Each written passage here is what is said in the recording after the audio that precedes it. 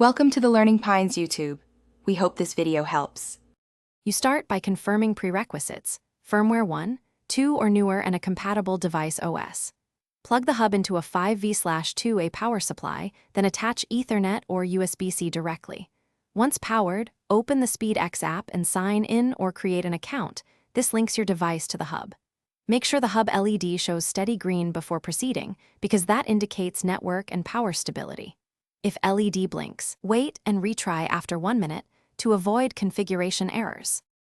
Once done with connection, you configure the network settings inside the app.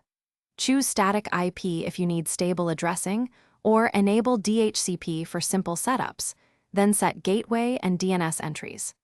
Next, forward required ports such as 8080 and 8443 and add any custom ports your services need. Make sure to enable CO-S and create priority rules so latency-sensitive traffic wins over bulk transfers. Save changes, then reboot the hub to apply settings and verify service reachability using a quick local test. You finish by running the hub's integrated diagnostics to confirm all services report OK and that latency and throughput meet expectations.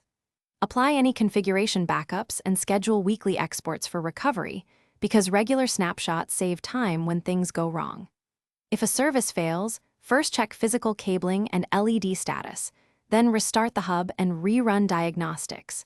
If the issue persists, perform a controlled factory reset and restore the last known good config.